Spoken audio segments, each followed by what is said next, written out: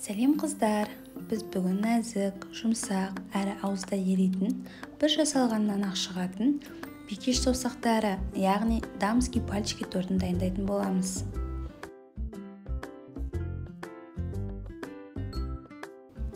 Ол үшін бізге жұмыртқа, сармай, сүт, су, тұз және ұн қажет болады.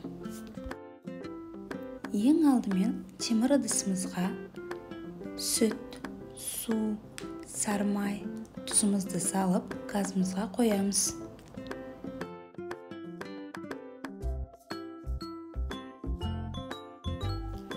Майымызды ерітіп, осы қоспамызды бір қайнатып аламыз.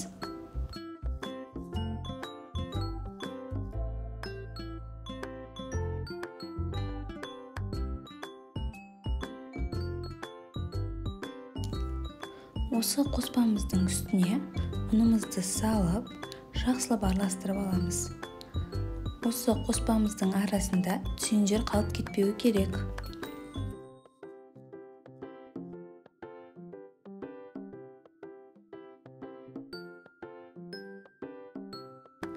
Ал енді дайын болған қамырымыздың ішіне бір-бірден жұмыртқамызды салып, миксеріміздің немесе күрекшеміздің көмегімен жақсылап араластырып аламыз.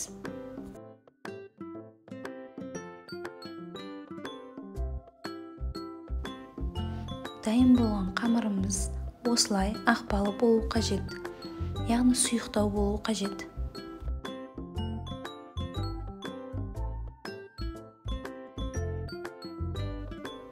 Қамырымызды кондитерлік қапшығымызға салып алып, пергаментімізге қалауымызша орналастырамыз. Насатканы қойсаңыздар да болады, қоймасаңыздар да болады.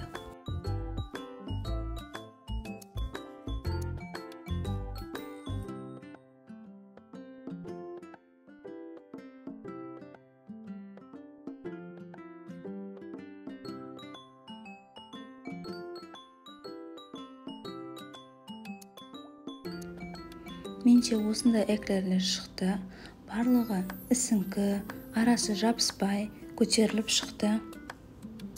Ал енді крем дайындаймыз. Творожный сыр, шекер, сливкімізді салып, жақсылап миксерлеп аламыз.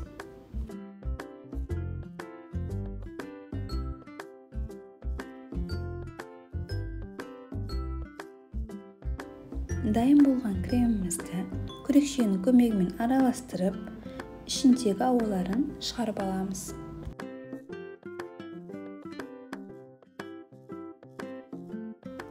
Ал енді тортымызды жинаймыз. Шанышқының көмегімен кремге эклерлерімізді салып, ала отырып, тортымызды жинап аламыз.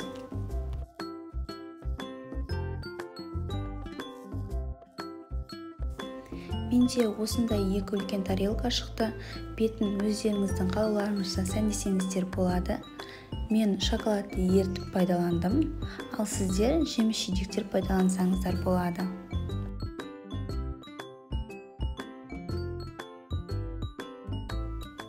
Ал біздің дамский пальчики тортымыз дайын. Жасап көріңіздер. Егер канал ұнаса, лайк басып тіркеліп кетіңіздер. Ас болсын!